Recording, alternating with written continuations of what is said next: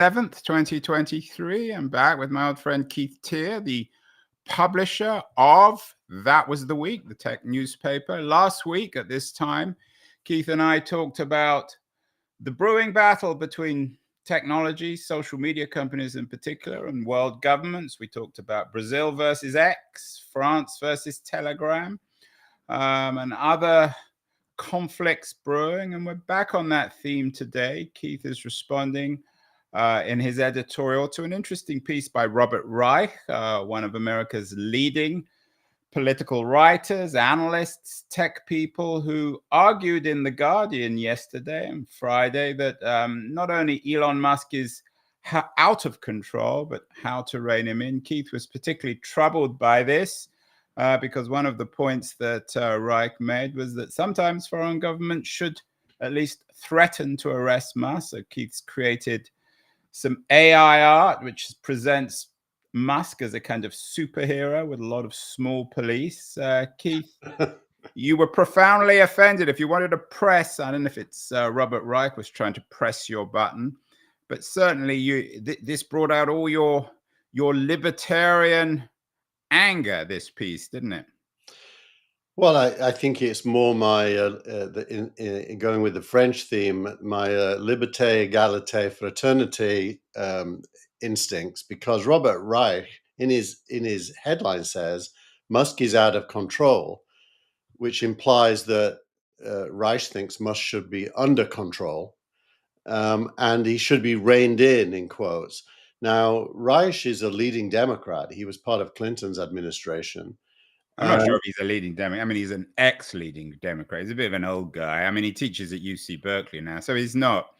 He does. He's not exactly close to the current powers that be within the Democratic Party, but he certainly represents a tradition within the party. Yeah, a bit like Kissinger in the Republican Party. I agree. Yeah, he wishes. I mean, he's not exactly Kissinger, Robert, but that's another story. That's another story, yeah. But he's, his core instinct is to be outraged that Elon Musk can say the things he says. And, yeah, I don't know. Because this is one of these ones where you had a fit. Let's talk about what Reich actually said. The Guardian piece, as I said, it came out yesterday. The headline is, which Reich, of course, doesn't write, Elon Musk is out of control. Here's how to rein him in. Let's quote what Reich says. And he wrote, Elon Musk is rapidly transforming his enormous wealth. He's the richest person in the world. Again, no arguments there. Into a huge source of unaccountable political power that's now backing Trump and other authoritarians around the world. Would you object to that, Keith? Yeah, well, he is the richest man. So let's go back. Let's deal with it point by point. He's the richest man in the world. You can't ask me a question and then keep talking. Okay, go on. Unaccountable. Musk is a citizen, right? He's rich, yes. He's a citizen. Citizens are not meant to be held accountable for what they say other than by the law. If he breaks the law, that's a different thing. But the idea that a citizen should be accountable is not a democratic idea. Well, let's go on and let's deal with X, because I think that's the core of the issue. Musk owns X, formerly known as blah, blah. He publicly endorsed Trump last month. No arguments there. And he's been, and this week there was the news that Trump and Musk have floated the idea of governing together if Trump wins a second term. He's outraged. I mean, Reich is clearly on the left. I mentioned earlier, Keith, that in a way Musk has become the 2020s version of Rupert Murdoch, the man that the left hates. Is there a difference between Musk and Murdoch? There's a huge difference, but there's also some similarities. They're both hated by roughly the same groups. They both offend the sensibilities of what used to be the left, but I think today is more like the, kind of control-seeking, probably well-intentioned, but control-seeking former left. And they both were rich. So you're the real left. Is that your argument? They both control media. And are you the real left still? Do you still have the spirit of the left in you? we should probably have a longer conversation about what the meaning of left and right is. Because do you feel you still have that I, spirit of the I left in contrast with Bry? no, I'm prepared to abandon the label left to the control seekers and try to find a new label. So coming back to Murdoch, it seems to me the big difference is that Murdoch owned obviously, newspapers, television stations, whereas, of course, uh, Musk owns X. Are there different, when it comes to rights use of accountability, are there different responsibilities if you own a social media platform versus a newspaper or a TV network? I think the core of answering that is to do with whether editorial control is a significant difference. Clearly, Murdoch had editors who were in control, and he could call them and tell them things, and they would mostly listen to him. And therefore, yeah, I do think that there's some, there are some rules, but newspapers do enjoy rights. And certainly, as long as they don't break the law, the state keeps out of their business, except in authoritarian states. Yeah, and of course, The Guardian, which Reich wrote his piece, doesn't hide its own politics. It's clearly a paper on the left, although it's a non-profit owned by a trust. Do you think that, I mean, when Musk acquired X, well, at the time it was known as Twitter, when he acquired it, his politics were, I don't know whether they were still forming or hidden. Do you think he could have pulled it off if he'd been so explicitly pro-Trump, pro-Republican?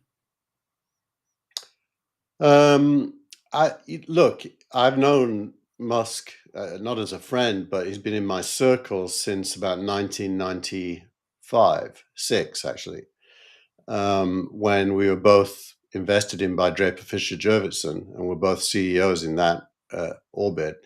He's quirky. I mean, I don't think he is political, actually. Yeah, but you didn't answer my question. Well, I he think is political. I no, don't think you can argue with Reich's point that he's clearly positioning himself, for better or worse, with Trump. I mean, there's nothing illegal about that. But do you know this what I week mean? he talked about working with Trump on an innovation initiative.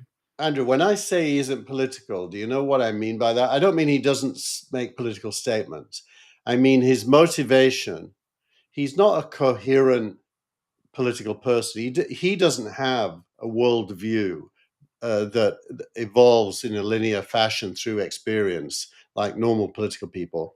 He's kind of a one-off statement guy. And by the way, influential. One of your pieces is entitled "Elon Musk is an influential idiot." Would you agree with that?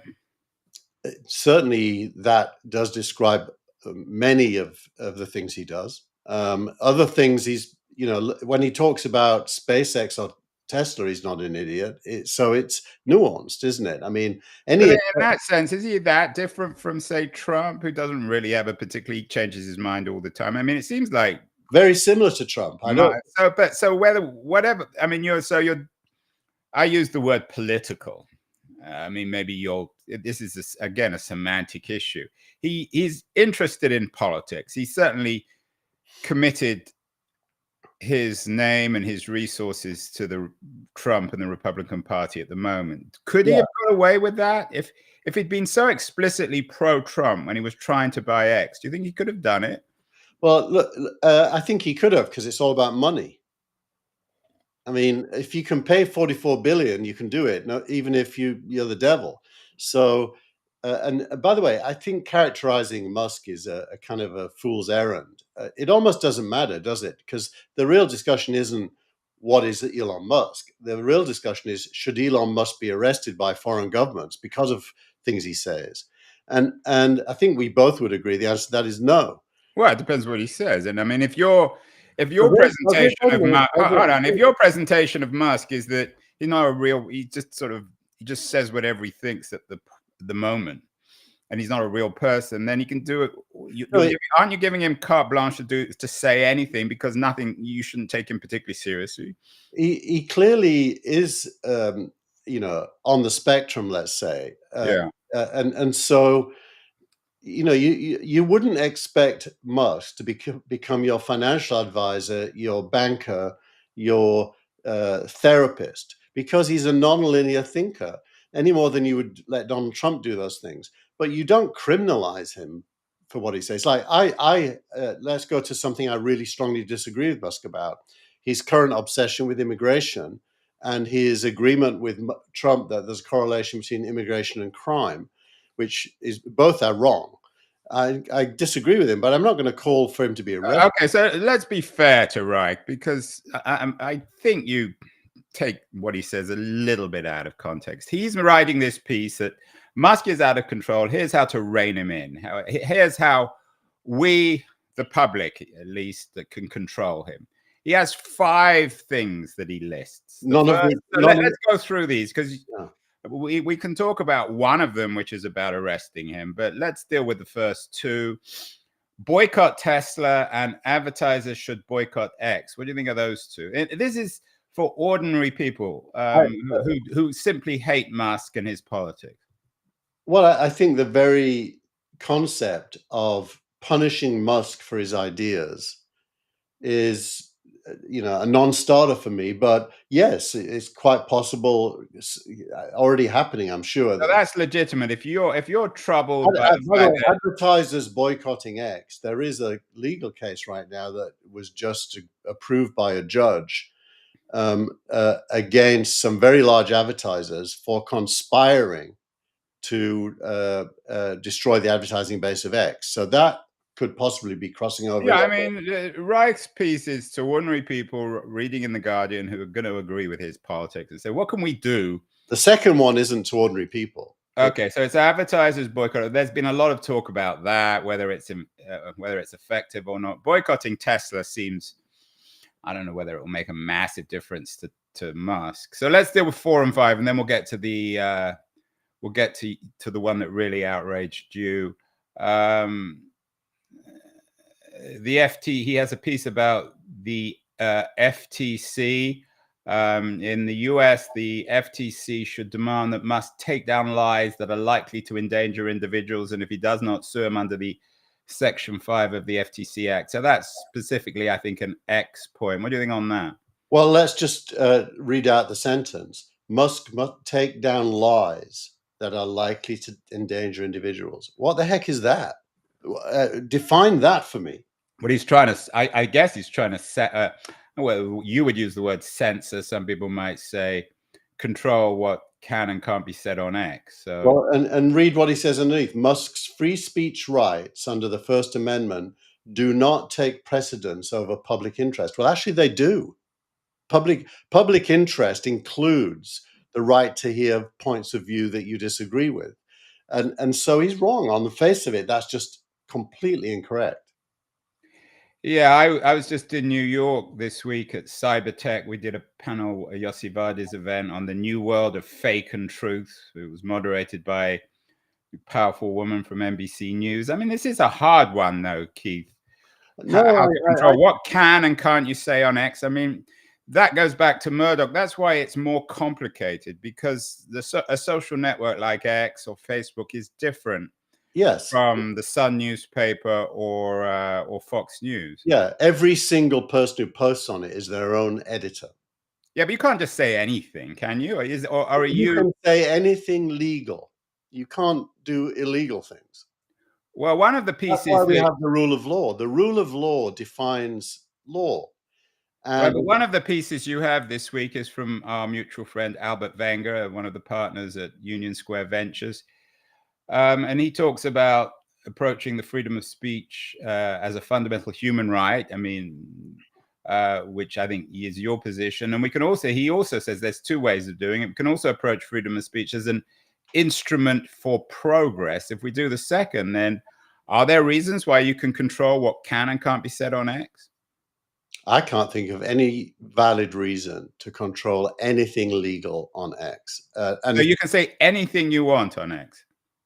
As long as it's legal, yeah. I mean, why not? What would be the reason not to? I'm not. So does Reich say that you're not allowed to say stuff that Well, there's is the. illegal. I mean, it's interesting, Andrew. There's some new categories now that are not about legality. They've been created over the past few years. One of them is misinformation. The other is disinformation. The distinction being a known falsehood versus something that's false, but you didn't know it was false. Now, these are not illegal. Neither one of those is illegal. And the difference, what's interesting, going back to last week's show on which was mostly about Durov and France versus Telegram, is that Musk's social media platform X is public, whereas Telegram isn't. So the dark web doesn't really exist on X, does it? These are two different issues. Well, there are direct messages. I don't think they have groups yet, but there are direct messages which are private. But yeah, for the most part, you're right. So you're beginning to win me over, Keith. So, and the fifth one, and we're going to come back to the arrest thing in a second, is the US government and we taxpayers, and this is what Reich wrote, have additional power over Musk if we're willing to use it. The US should terminate its contract with him, starting with Musk's SpaceX. What do you think of that? Well, it's funny because if the US did do that, the US would be behind India in the space race. I mean, SpaceX is almost the only viable platform for traveling to the moon, to Mars. It seems to be pivotal So to United Airlines doesn't go to Mars yet? exactly, and even supplying the space station, as we saw yesterday, bringing down those two stranded astronauts with the Boeing spaceship having to come back unmanned for fear that something bad would happen. So, I mean, Reich is just on a witch hunt, isn't So leaving that aside, I know he's upset you, but the difference then with Murdoch, it seems to me, and this is historically interesting, is that Murdoch, for all his power and wealth and political interests, he never was able to compete with governments. Whereas, as you say, Musk can. I mean, companies like SpaceX are in their own way more powerful than NASA. So is this fair? Actually, I think Murdoch started the trend. If you remember back when he was the owner of B Sky B in Europe, Right. and he was also the Star satellite network in Asia. Murdoch would almost always, during election times, be the kingmaker of who would win the next election. Yeah, but that's different. No, well, That's just a media influence. That's no different from Randolph Hearst in the US. well, he had a global finger on the balance of power. He did, and he couldn't absolutely determine outcomes, but he could certainly influence them far more than the Russians can, which we always seem to be talking about today. And okay, so Musk is way less influential than that, way less. Yeah, but Murdoch never owned companies or technologies or corporations that were more powerful than government agencies like SpaceX or more. Yeah. No, you're right, but I do think the Sun newspaper in the UK does have huge influence over a lot of working class voters. But that's more of a traditional media influence. And of course, X is different. I mean, what Musk seems to be doing with X now is sort of turning it into a social media platform, which is like the Sun, except that it's not Murdoch using his minions to take his positions. He's the one doing it. So it's a sort of combination of the Sun and the old Twitter. I think to say that you have to be looking at X with at least one eye closed and maybe even one and a half. X is full of all kinds of stuff. Yeah, I actually look at it with two eyes shut. So let's come to the thing that really outraged you. At the moment, of the five, we're probably about 2 for 2, Keith. I have to admit that of these four, I think boycotting Tesla is perfectly fine. Citizens have every right. If they don't like a company, I should probably boycott Tesla. We've got 2 Teslas. I'm going to get rid of them. I'm going to burn them publicly this afternoon. Advertisers should boycott X. I agree with that. I'm not sure on. But why, Andrew? Why should they? What is it that X has done? Because you've got. I mean, if I was an advertiser, if I controlled the advertising power of Verizon or Honda. There are just why? But why? What it's a would be the? distasteful platform. I have other options. If all there was X, I might have to use it. But I'd rather advertise on Facebook. Yeah, I but mean, why? and for me to say that, I think you're burying the lead here. What is it that X has done that makes you treat it differently? ruins my day every time I look at it. It's distasteful. Though I'm sure if I don't look at Facebook, so I'm sure if I so look. you're making that up because you don't look at it. Well, when I do, it ruins my day. Okay, so we're getting to the final one, Keith. The one that has outraged Keith Teare. Regulators, and let's read the whole thing. Regulators around the world should threaten, let's remember that word, Musk with arrest if he doesn't stop disseminating lies and hate on X. And then I'm quoting him. Global regulators may be on the way to doing this, as evidenced by the 24 August arrest in France of Durov, which French authorities have found complicit in hate crimes and disinformation. Like Musk, Durov has styled himself as a free speech absolutist. But as we said, he's kind of unlike Musk in some ways, and certainly Telegram and X are different. Is there anything in this, Keith, that doesn't make you throw up? It's not about throwing up. It's about measuring the extent to which Reich and his co-thinkers are prepared to go to try to control thinking and speech. Well, it's him. He's not claiming it. There's nobody else. Well, The Guardian published it, so obviously. Well, they have a right to publish stuff even if they don't agree with it. That's the old media. No, I'm completely not arguing that they shouldn't have published it. I'm arguing that he represents a very strong strain of thinking. Musk's sole enemy isn't Robert Reich, as we all know. There's millions of enemies of Musk, and they all would like to shut him up. And you're not going to blame this all on the woke people, are you? Or Hamas? I don't think any of those labels are big enough to describe this. It's basically an abandonment of civilized discourse. When you use words like lies and hate, which are non-deterministic labels that are completely subjective in your own head, and you want, quote, lies and hate to be criminalized, that is the path towards the Brave New World or the Big Brother 1984 society, and it's coming from people who call themselves left. That is real, and it's foundational to civilization that they should not be allowed to get away with that. Yeah, I mean, I have to admit, I'm not as outraged as you. As you know, I'm hard to outrage, but I tend to agree. I mean, is it because they're in an echo chamber themselves and they can't imagine that anything Musk says and his friend Trump could have any legitimacy? Is Reich really just saying that anyone who doesn't agree with him should be locked up? Well, as you said, isn't there that chant that Trump started the chant, but the Democrats lock at their latest convention? Yeah, lock him up. I think that is where it ends up, isn't it? That's the fear, that it ends up becoming real. And it's not that much of a stretch of the imagination that Musk gets arrested now. Well, if he went to Brazil, he probably would be arrested. Probably, yeah. This idea of the rule of law, which was usually a right-wing kind of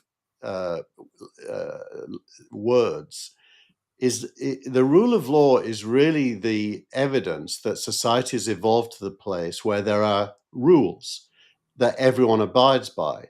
What Reich is doing here is trying to break the rules. Although you are I think I mean, he has 5 points. One of them he sticks in the middle is a little extreme, but I'm not sure you're being particularly. Yeah, I mean, you just don't like what he says. But you have to put those 5 points, all 5 of them, into the context of what is his goal. His goal is to shut Musk up and to use whatever means he can to achieve that, including the use of state authority. And the goal of shutting Musk up is not a goal I approve of. Yeah, I think you're probably right on that. I think Reich is wanting to shut Elon Musk up. He's out of control. He sounds like it's like a parent talking about a child. Here's how to rein him in. So I think you and I are probably in agreement on that one. I'm certainly less outraged than you. It does raise a bigger issue. The New Yorker ran an interesting piece more about the Durov case. The arrest of Telegram's founder illuminates global anxieties about social platforms. And that's true. And whilst there's a cartoonish quality, I think you're right to write. These are real issues, Keith, aren't they? Yeah, I mean, it's the rise of the masses to have a voice. That's what. Well, but it's the masses and incredibly powerful demagogues, for better or worse, like Musk. Well, Musk wears two hats on X. He wears the mask of the owner that facilitates you and me publishing stuff. He also wears the mask of a user who has opinions, and sometimes those two get confused. But in those two roles, and the first of the two, he's very much like Zuckerberg or the Telegram founder in the public side of Telegram, in that social media is brand new in one regard. It gives a voice to an individual, and groups of individuals can use them to organize points of view collectively. And often in some contexts, like the Iranian street uprisings of a couple of years ago, we all liked that fact. What happens is the former left hates it when social media is used to disseminate points of view they disagree with, and then Well, you're doing what Rice says. You're blanketing everyone. I'm not sure. There's lots of people on the left who agree with you. yeah, I agree, but I don't use left anymore. I mean, left, progressive, whatever word you want to use. I mean, what's interesting is that in a way you're right, and in a way there are two things going on at the same time. You've got this radical democratization of media where anyone can open an X account and say whatever they like. On the other hand, you have the rise of these incredibly powerful political, cultural, economic demagogues like Musk and Trump, who use the platforms, but not in a particularly democratic way. I mean, it's a top heavy. It's new old media, so it's Musk as Murdoch. So it's a weird combination. I think you might be overfitting to old ideas there. I think it's more that social media, collectively speaking, represents the instrument for populism. And populism is when, people have a point of view that's heard. And that is normally when, as the New Yorker says, creates anxiety in global governments. Sometimes we like that. Depends which government's feeling anxious, right? We like the fact that in Russia, these platforms are allowing China or Iran. Yeah, you're right on that. What's wrong when the people have a voice in America? I mean, that shouldn't be something wrong. Yeah, I think what's happened is that people like your friend Robert Reich have become the conservatives. For better or worse. I mean, even at the Democratic Convention, there was a lot of USA, USA. The conservatives in today's political discourse, small c, are the Democrats. The Republicans, for better or worse, are the radicals. We may not like them, but they are radical, certainly more radical than the Democrats are trying to uphold a system, whereas the Republicans are trying to create a new one. And it's kind of super important. I put into the editorial, just for the record, that I'm going to vote for Kamala Harris. Why did I do that? Because it's Kamala. Did you pronounce it right, Keith? Kamala. Why did you have to put that in, though? I always find that annoying when someone's about to say something outrageous. Says, "Oh, and by the way, my politics are this or that." Well, it was annoying to me that I put it in, but the reason why'd you put it in then? I'll tell you why I put it in, because articulating the ideas I did in the editorial will lead to me being labeled right wing, which I'm not, by those who want to rein in Musk. And Trump, for that matter. I don't want to rein him in either. And so, in order to not be labeled right wing, I wanted to spell out my views. Now, what you just said is super interesting about conservatism with a small c. I mean, in some ways, I'm being illogical. I really shouldn't vote for Kamala Harris. But why am I? Because I don't agree with anything, pretty much anything that the Republicans stand for, and I want them to lose. But that's kind of obvious. Let me revise the question. If, Keith, one of the things that Harris promised to do if she was elected would be to arrest Musk, would you still vote for her? No. Oh, so Harris, if you're watching, if you want to lose Keith's vote, then you can be interesting to see if she does get elected. I mean, you had an interesting piece also in the editorial this week about Democratic investors convincing her to get rid of your friend Lena Khan, another of your close friends. Maybe you should. What would happen if Lena Khan and Robert Reich went on a date, Keith? Oh dear, he'd be accused of child stealing. Well, if they were and a missile hit them, we'd know where to look. So, do you expect Harris to be more or less friendly to the Musks of the world, given the fact that she's getting a lot of Silicon Valley money from people like Reid Hoffman, who clearly have their own agenda too? I think less friendly. I think it's inevitable that the trends are that we're moving to a place where owners of large successful businesses are demonized as the problem. Now you sound like Trump. I hope not. Well, we will see. Interesting. This issue is not going away. Let's get Keith to startup of the week. Very different sort of story from the Musk Reich issue. It's Covariant, which Amazon just acquired. Covariant is a robotics company. Why are they the startup of the week this week? The main reason I put it in is because it actually isn't an acquisition. It's another one of those hires, acquisitions disguised as hiring the team.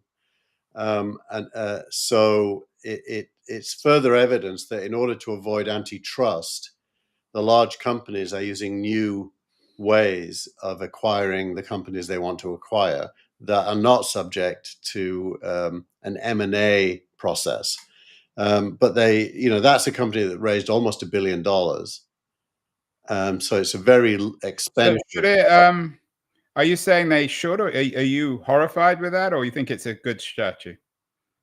Well, tactically, it's exactly what I would do in the same. It's kind of obvious. Why do? Yeah.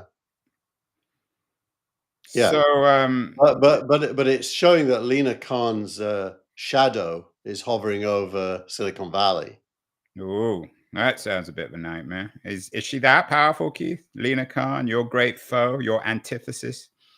She can certainly suck a lot of time and money out of companies if you don't do things in the way Amazon just did and Microsoft did when it recently made a similar move, and Google just made a similar move as well. They're all kind of learning from each other here, in real time. But lawyers are almost as creative as internet founders in finding ways to get around problems. Would you arrest Khan? I would not. The only people I would want to arrest are criminals.